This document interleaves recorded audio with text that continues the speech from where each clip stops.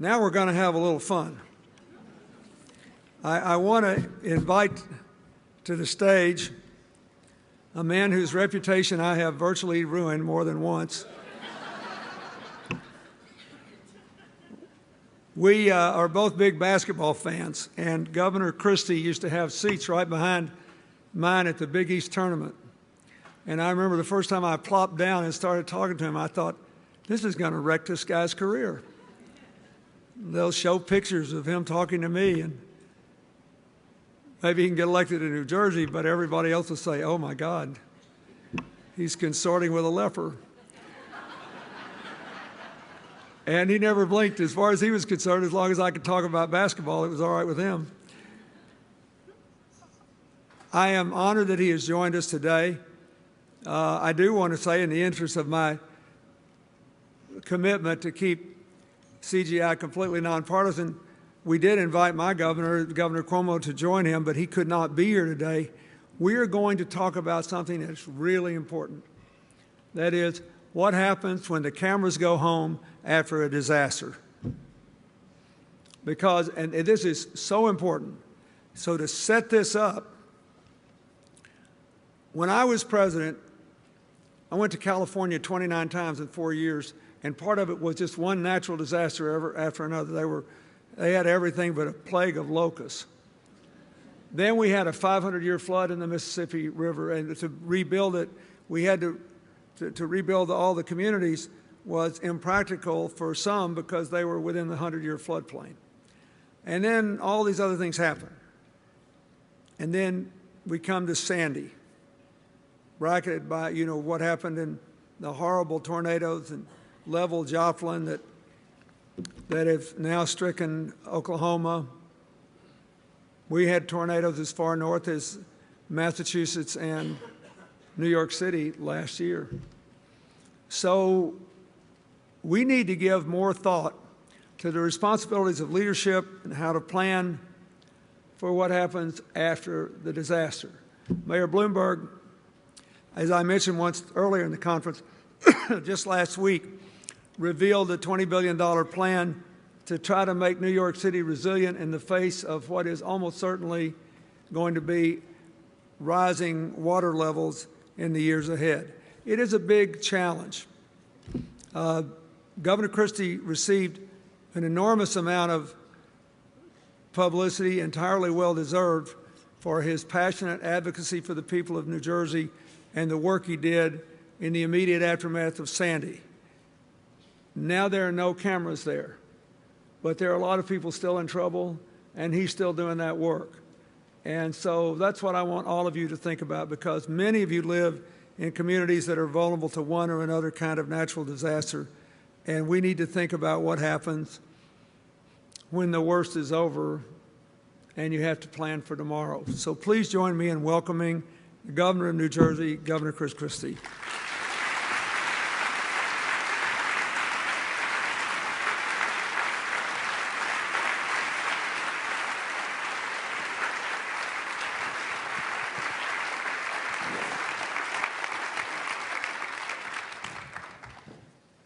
So, even as effective as you are, and as I once was, we couldn't stop the Big East from dissolving. No. So that's after we get rid of this resilience thing, I want you to figure out how television revenues from football games can stop short of dissolving the greatest basketball conference in American history. Yep. It was really sad. And what are we going to do next spring is the next question. Watch a lot of television. Yep. First, thank you for coming. My pleasure. Thank you for bringing your family. Your wife and son are here. Yep. Somewhere. Where are they? Yep. Here, stand up.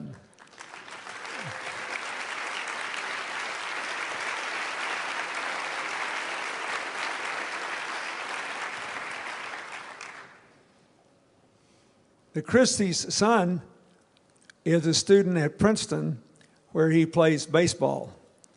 So he's okay with the Big East dissolving.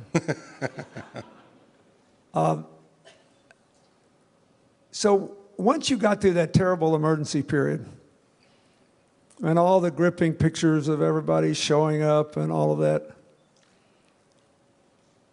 what'd you do next? What have you done from the time to this day, from the time the emergency ended to this day, about the places that were devastated and the places that remain vulnerable? Well, you know, it's hard for me now as I look back on it to pinpoint when the emergency ended.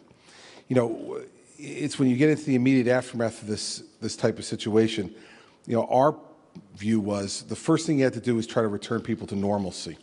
All right, we define normalcy in 5 ways: get their power back on, get the water treatment and wastewater treatment plants back working again so they have clean water, get the gas stations reopened, get the state highways reopened, and get their kids back in school. So we knew that when we got those 5 things done, that probably 90% of the state would be back to a sense of normalcy. And so I would gauge it from there. And then about 3 weeks out, we had most of that under control. So as you move forward from there, what you realize is that this is going to be a years-long enterprise. In Sandy, in New Jersey alone, 365,000 homes were severely damaged or destroyed. 365,000. So what you're looking at then is how do you get people a sense of hope and also do it in a smart way? So the first thing we did was sit down with the mayors in the most affected towns. And so what we want you to begin to think about, because in New Jersey it's very much a home rule state, so they control their local zoning and ordinances, and so they had to be full partners. So we bring the mayors in, and I met with a lot of them one-on-one to say, I want you to have an honest conversation with your residents. We're willing to ask the federal government to partner with us on a buyout program to buy out homes and properties that really should no longer be standing because they've been so perpetually flooded over time. But I'm not going to force people out. So I want you to start having that conversation. And then in the places that don't want to sell out, how are we going to protect it? And we came up with nothing novel, but 3 ways really to go about protecting them. First, in the Jersey Shore communities, not all of our shore communities had Army Corps of Engineers designed dune systems. And there's lots of debate about this in New Jersey, has been over years. Are they worth it or aren't they? Sandy settled that score.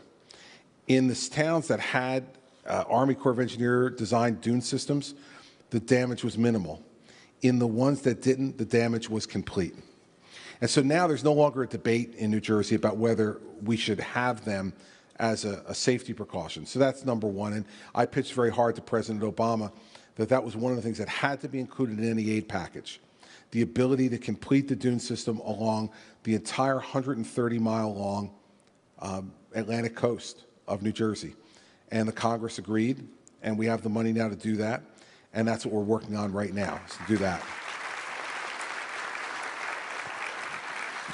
Second is that you had to deal with the ordinances in towns regarding the building code and work with the state to now deal with using better materials and more resilient type of standards, because what we saw in New Jersey was in a town like Maniloki, which is an older town, had a lot of big, beautiful homes on the ocean that were built in the 1950s and the 1960s. They looked beautiful. They looked beautiful. But they could not stand up to the storm. And Maniloki, one of the towns that was hit the most because they had no dunes and very old homes under old codes. So we need to bring those codes up in every town to deal with the new reality, which is our homes have to be much more hardened if they're going to be in these areas. So you need to do that. Third, you have to work with FEMA on the flood maps and the updating of the flood maps, and then see how much you have to raise existing houses. And I think what you're going to see in the New Jersey Shore, if any of you have been there, when you come back in another couple of years, is that most homes within a 4 or 5 block area of the ocean will be now on stilts, will be on pillars to permit the water, if it comes, to run underneath and not create structural damage. And so All those conversations, though, had to be had at the local level in our state because New Jerseyans have a tradition of being fiercely home rule, don't like these things imposed from the state downward, and will fight brutally to prevent it. So my job as governor was to go to these towns and convince them that this is something they need to do. And so far, with some exceptions, so far we've been successful. So that's part of what we had to do to deal with the homeowner side of things, is to let people know that this is a new world and a different world we're dealing with. And if you want to live here, if you don't want to buy it, sell out, this is what you've got to do to make the next time a storm comes, to have the physical damage to property and the risk to human life be significantly less than it was on October 29th. How many people took the option to take the buyout? Very few, comparatively speaking. Although in certain towns, and I'm finding that in some of our more middle-class towns, those folks have had it. So at a place like Sayreville, John Bon Jovi's birthplace, we're buying out probably 375 homes. And those people are willingly doing it. They're ready. And we'll probably get the first half of those bought out by this September.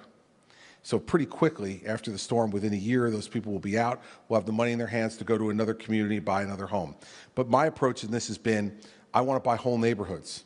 Buying houses piecemeal won't do anything, because if you still leave some in these neighborhoods that are perpetually flooded while you're helping a few people, you're still going to have to deal with physical destruction in those neighborhoods and the aftermath of it. So what we've been encouraging folks to do is to get together as neighborhoods and decide, we need to go. All of us need to go together. And in Sayreville and in another municipality called South River, between those two, we'll buy out about 500 homes just in those two. And then phase 2 of the federal funding that we're getting to work on this, which will come in October, thereabouts, will then go to down the coast and start offering the same kind of deals to others. And then once you buy the homes and you're in possession basically of the land and whatever remains, then what are you going to do? What are you going to do with that land? Passive use, and try to set it up so that we know it floods there. So let's try to use the land and work the terrain to try to protect other parts of town. So to use natural approaches to it that will allow us to be able to slow water down as it goes through. Not walls, but all natural type of structures, but nothing on the land for any human use. What we want to do is to use that as a buffer against neighborhoods that are closer. And is there federal money to help to do that, to restore the land to its natural condition? Yes. In hazard mitigation funds that we're getting in the Sandy aid package helps us to mitigate against future hazards, and this is one of the ways to do it. If you do this and you complete this project, let's say in a given community, will it have any effect on the availability and cost of flood insurance for the people that remain behind? No question. No question, because the fact is, if we're able to do it effectively, for them, it will probably get them out of, without getting too deep in the weeds, out of the high velocity zones of water into either a regular flood zone or even out of a flood zone completely. And so the ripple effect, so to speak, for it will be significant. I don't want to get too much in the weeds, but I think this is really important. I mean, the thing I love about the beachfront for New York and New Jersey is it's one of the last remaining big stretches where middle-class people have real homes, real neighborhoods, real communities, real roots. Yep. I'm shocked at the number of people who come up to me personally. Well, Chelsea organized a day where our foundation took 1,000 people to the Rockaways, and it got a little publicity, and after that, and a lot of people here with CGI work there, but I had so many people come up to me afterward to tell me they grew up there. And I said, well, and every one of them, I asked what their parents did for a living. They all had just standard middle-class jobs. And I was afraid that when this property was vacated, it would become the stuff of land speculation, and a lot of these people would be thrown off the land. And both you and our Governor Cuomo in New York have tried to keep the character of the place. Yeah. So in doing that, the insurers are really important. No question. The availability of insurance and the affordability of insurance. So that's why I ask you about it. Yeah. And I think all of them should know that, because there's all these, there are similar decisions that have to be made in Tornado Alley. That's where I was governor. We had, most of the years I was governor of Arkansas, we had the highest tornado destruction rate in the country. So now it's moved a little bit. It's a tad north, and you see Joplin, and it's happening in Oklahoma City. So how much have you or your government had to work with the insurance industry since this happened? Well, the interesting thing is that flood insurance now is being completely governmentally controlled by FEMA. So if you want to buy flood insurance, which you have to in New Jersey if you're in a flood area and you have a mortgage, the banks will require you to get flood insurance. You have to, the only place you can buy it is through the National Flood Insurance Plan. And so that's completely now controlled by the government. They will have brokers, essentially private brokers, that'll help them to sell it. But the insurer is the National Flood Insurance Plan within FEMA. And so the way we've had to work with insurance companies has been on some of the business insurances and homeowners. But homeowners paid very little on this because every homeowner's plan that I know of is a flood exclusion. And so this really predominantly fell on the National Flood Insurance Plan. And that's why the real Sandy relief package is about $50 billion, not $60, because $10 billion of the $60 went to the National Flood Insurance Plan, which had been underfunded by Congress and the administration. And now all of a sudden they had all these claims coming in. They had to make sure the money was there to pay those claims. So we've worked with NFIP. It's challenging. It's challenging. And at times I think NFIP seems more concerned about an OIG audit than they care about taking care of the people who they bought the insurance from. And that's been very challenging for us, but we've worked with the administration to try to keep pressure on them to pay these claims and help folks. But they're the only game in town. I think it's really interesting because if the coastal lands present a different rating challenge to them, because most of these people were set up to deal with rivers overflowing their banks. Yep. So we had the 500-year flood in the Mississippi, the lower Mississippi, in I think it was 93 or 94. We just relocated whole towns that were built in the 100-year floodplain because we then had enough information to know that those areas were going to flood more often than every 100 years. Yep. Now, we know something generally like that about the oceans, but I think a lot of these guys are sort of shell-shocked because they're not sure all their prediction models are out the window. Yeah, it's true. And plus, the difference there, too, is for a place like New Jersey, there is a real romantic attraction to the Jersey Shore. For folks who live there, whether it's their primary residence or they just go to vacation there and they rent those homes that are very close or right on the ocean, that New Jerseyans don't want to give that away, even in the face of these obvious challenges that these storms have brought. There's an emotional connection by the people, and we just reopened 22 of the 23 boardwalks on the Jersey Shore by Memorial Day. And saw just scores of people coming down there on what was a really iffy weather weekend. And I went down there that weekend and was going to a number of the boardwalks, and I can't tell you how many people just came up to me, grabbing at me and saying, "Thank you for giving us the shore back." There is an emotional connection, and so I think as a leader, you have to recognize that part of it, that it's not just going to be a calculation that's arithmetic. It is an emotional connection. And you have to do things to try to give people the ability to still have that emotional connection to the place where they grew up, where they took their children, and now those children are taking their children there. So that's part of the challenge, too, from a leadership perspective. So let's talk about what we should do next. What should we do? What advice would you give the governors and the mayors of these coastal towns that haven't been hit yet? Is what can they do to improve resilience, to improve resistance, to reduce damage from a storm as severe as Sandy now? And I got to thinking about this because obviously we could just watch what you guys have been through in New York and New Jersey, to a lesser extent in Connecticut, and say, well, we should do as much of this as possible, and we ought to be able to do it at lower cost. if we start now all up and down the Atlantic coast and then up into the Gulf area. But it looks to me like the funds don't flow until something bad happens.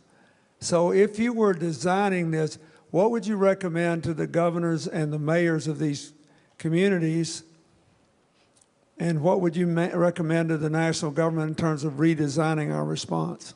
Well, I think, you're right that we had a number of these dune systems that have been authorized by Congress, and some of them have been authorized by Congress for 20 years, but never funded. So part of the challenge is you have to start having a cost-benefit analysis of whether or not you need to do this up front.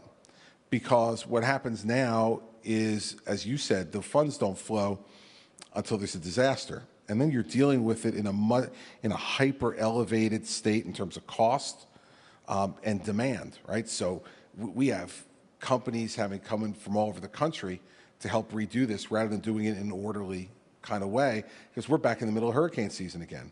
So what I'd say to other governors, and have said to other governors along the coast who haven't experienced the same type of thing, is you need to look at your own funds that you use, and every state along the coast has this, whether it's beach replenishment funds that they put through either a dedicated fee or tax or from general fund monies, and start to look at, instead of doing these normal kind of replenishments just to make the beach broader and prettier, but to take some of that money and start to say, you know what, let's start building dune systems. Because to me, the only way, beside the ordinance changes I talked about and making the homes more resilient themselves, the only way to do this on the coast is the type of natural systems that will protect you against this type of storm surge.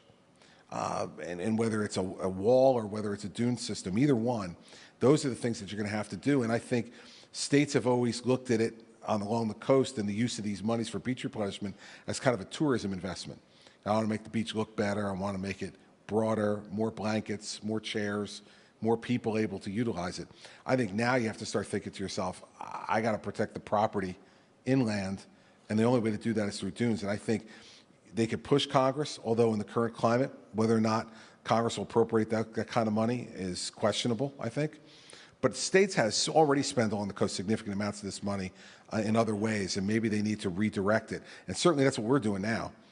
Not only with the federal money, but our own state money is now, I'm now redirecting it towards paying for our share of the dune building in this circumstance, because there's a cost share with the federal government. And let's go back to what you said before.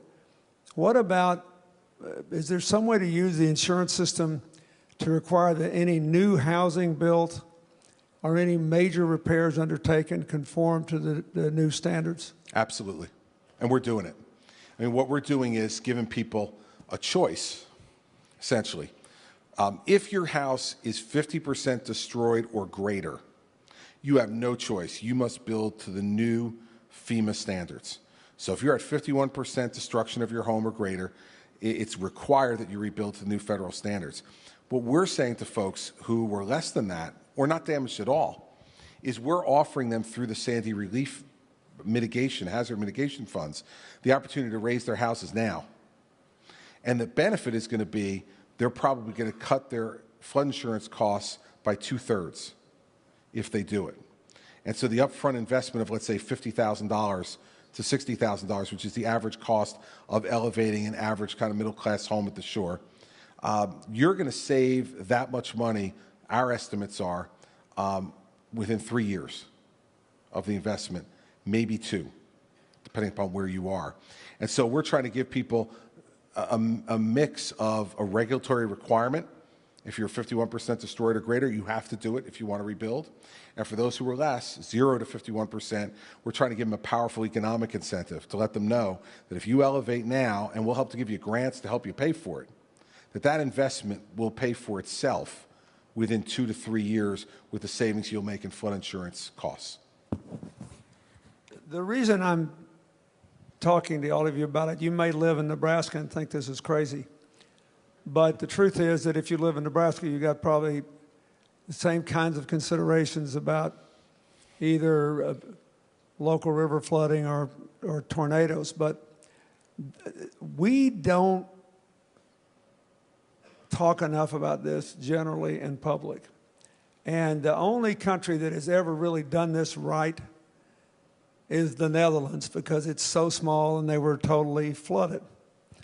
And I was, at the beginning of this year, I took my first trip to Africa to see some of the work we were doing in Northwest Africa. And in Lagos, Nigeria, which we associate with oil systems that don't work, brownouts, religious and political conflicts, a developer is building a 9.5-kilometer wall with interlocking concrete parts to let water in, designed by a Dutch firm based on their experience, and they've already recovered 10 million square meters of land to protect the point of Lagos, which is a little island. And it's the first time in a developing country I have seen the kind of preparation to avoid disaster that I think we should be doing all over the world. And if you just go home and look at if you have a population map of America, and you look at the percentage of our people that live from Maine all the way down to Florida, then around on the Gulf Coast, and then up the Pacific Coast, this is something we need to think about. We need to redefine leadership beyond just how you respond to an emergency to how you keep the emergencies from happening. Yep. No question. And yep. And he's done a good job. I wanted you to hear this because, you know, the enduring image most Americans have of you is standing there in your jacket, grieving with your people, working with them, and working with the president. And you've got both praise and damnation for ignoring the political differences that you had then and still have with the president and all of us who are in the other party, to do something that was really important.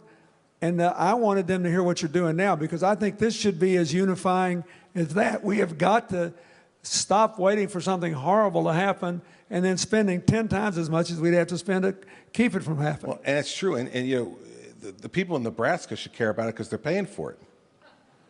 Right? I mean, so, you know, even if you have no interest in this subject, you're paying to rebuild the Jersey Shore right now. In Nebraska and Iowa and Kansas, South Dakota, North Dakota, you're paying.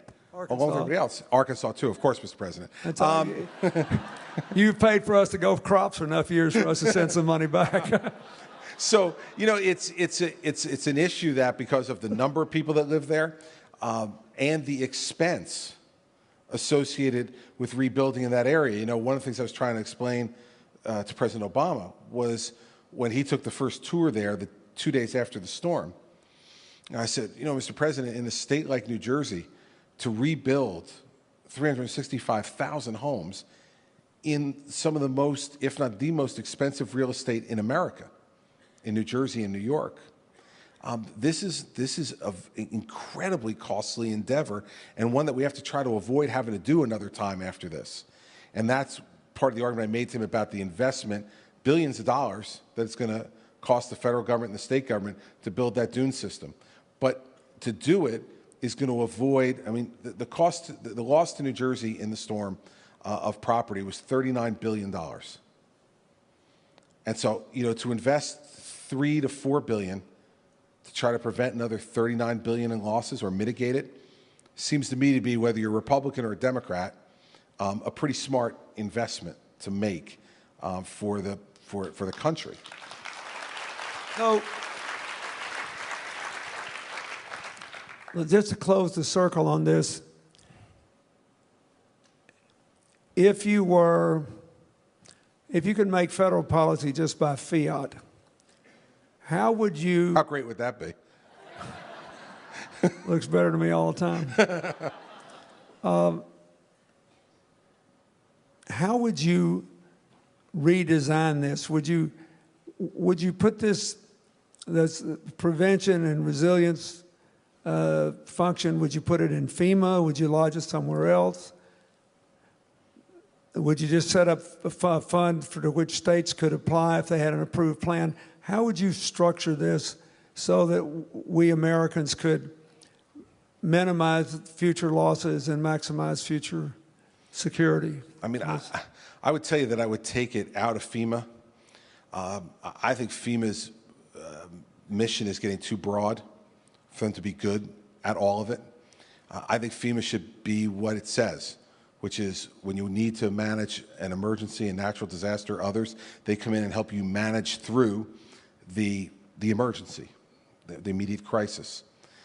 I think within the Homeland Security Department, taking this out of FEMA and whether or not you put it in NOAA or you put it in a function like that to say these are people who are going to have long-term planning responsibility for dealing with resilience.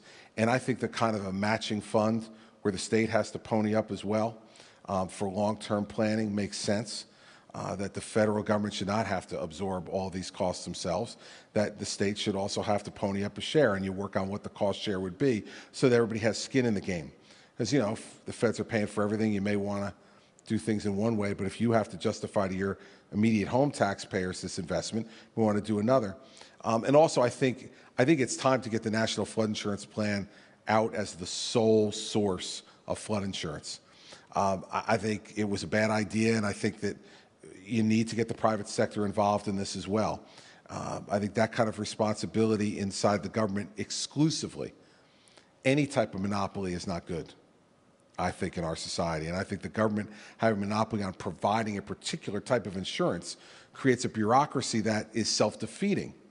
Because now, like I said before, they're more worried about OIG investigations and audits than they're worried about paying claims.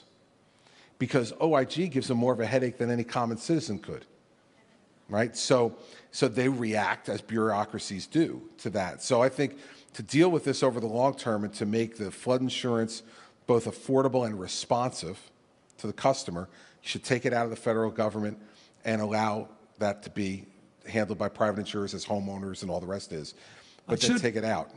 Just for all of you who are listening, maybe most of you know what NOAA is, but it's the National Oceanic Survey, and it's a great agency because they monitor the movement of the oceans, and their ability to predict the likelihood of things like this happening is extraordinary. And to imagine the effects of greater ice melt up north and other kinds of external factors on the ocean and the likelihood of more storms and where up and down the continental United States they would happen is quite high. And I'd never thought about using them before, but at least they could be a resource in trying to make good judgments about what the insurance rates should be. And I think they could help prioritize the resiliency money. Yeah. So you say to yourself, where are we at the greatest risk for this to happen within a period of time? And then focus federal resources on the place where there's the greatest risk the most quickly. Because this is going to be a long-term project for our country to deal with the coastline of a continental country like this, to deal with these kind of problems. And it seems to me that if they're in the business of predicting where we're at the greatest risk, they could be the agency better than FEMA, who could be making the decisions on how to prioritize funds in a time when we have limited resources in the country on all types of infrastructure demands that we have. This is just another infrastructure demand, this protection of our coastline.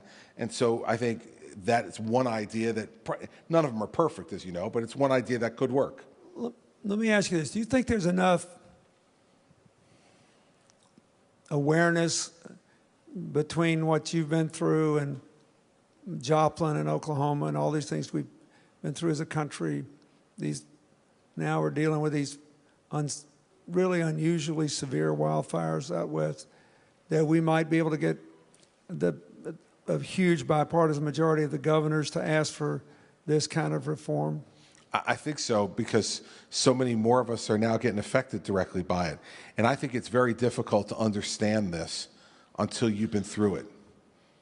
I do. I just think the overwhelming nature of a significant natural disaster. And to give you some perspective, there's 8.8 million people in New Jersey. When I woke up the morning of Tuesday, October 30th, 7 million people in New Jersey were without power. I mean, essentially, the state was closed. I went on Google Earth that night and looked, and as you went up the East Coast, you saw the lights in the evening, and you got to New Jersey, it was dark. I mean, so until you go through something like that, all of this is just kind of conceptualizing. And I think governors are practical folks most of the time, and they're trying to deal with the practical problem that's in front of them. But I think you're getting more and more of a consensus. I've been talking a lot over the last couple of weeks to Governor Fallin in Oklahoma, who now has an even greater understanding of what it's like to see this kind of destruction, and how do you deal with the human cost and the economic cost and the property damage to it. So I think we are building towards that. And the one thing I'll tell you is, there are no partisan lines on this one when it happens. You're reaching out to everybody you can. I was reaching out to every governor I could, Republican or Democrat, to say, can you urge your utility companies to send us crews? Can you send some National Guard troops up to help supplement ours? And so I think this type of crisis breaks down a lot of those barriers as well between us and can build the kind of consensus that you're referring to in your question. Well, one reason yeah, go ahead.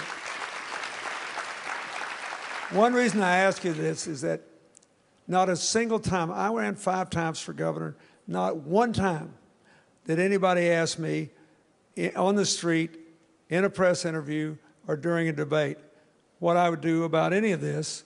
And I lived in a state which then had the highest incidence of tornado damage rate in the country, repeatedly. And I followed your governor's race closely. Nobody ever asked you about it. We were all arguing about the education policy and did this one or that one get hired or not, and you remember the whole thing better than I do, probably. Yes, I do. But this is really important. We have got to start to become a resilient society. We know we're resilient internally, but if you plan to resist the worst destruction, you plan for quick spring back, you can do this. You can minimize these damages. And I wanted all of you to know how much work he's done on this, because I think it's really important. We see these disasters. They have these indelible impressions in our mind. We form conclusions about whether people did or did not do a good job. But what matters equally as much is what happens the day after everybody else is gone, and you're left with trying to put people's lives back together. Yep, it's true. And I think the other thing that contributes to this too, and should make governors want to focus on it, despite the fact that you're right, we never do get asked about it in the context of campaigns, unless you've just gone through something like this, is uniquely when this kind of thing happens, Republican, Independent, Democrat, no matter who you are, what you are, you turn to government in this instance. No one in my state was arguing to me that on Tuesday, October 30th, Governor, you should privatize the response to this storm from here on out, right? This is one of those things that I think, regardless of where you fall on the ideological spectrum, you would agree that this is government's responsibility. And so if it is, and demonstrably so, when you look at Joplin, when you look at Moore, Oklahoma now, when you look at Sandy in New York and New Jersey, then governors need to be thinking about these things much more than we do before, and to be focusing on how we prevent this kind of severe damage in the future. Because once you have it, one thing I can tell you for sure is you never want to go through it again. You don't. And I can tell you, too, that the other thing that contributes to this that makes people a little bit skeptical and not want to plan is the way the media covers this. Any kind of storm, like we all know this, right? There's nothing that the networks love more than an oncoming storm, right? Because everybody's like, damn, get in front of the television set. Is the storm coming to me? And what they want to do is make it sound as bad as possible. Because if you make it sound really bad, the people are going to stay in front of the TV and say, tell me more, right? And then when it's not bad, when it's just okay, then people start to say, the hell with it. They don't know what they're talking about. And I ran into this in Sandy because we had Hurricane Irene the year before. And all the National Weather Service, other people were telling me, Governor, this is going to be awful, it's going to be terrible, it's going to be catastrophic. Okay, so I'm prepared for that, and I evacuate the entire New Jersey shore. 1.2 million people. Some of you may remember, I was getting really angry, people weren't moving. I got on TV, I said, get the hell off the beach. And my wife, I went home to Mary Pat, and she's like, did you really tell people to get the hell off the beach on television? So, well, this is New Jersey, man. That's the only thing they understand.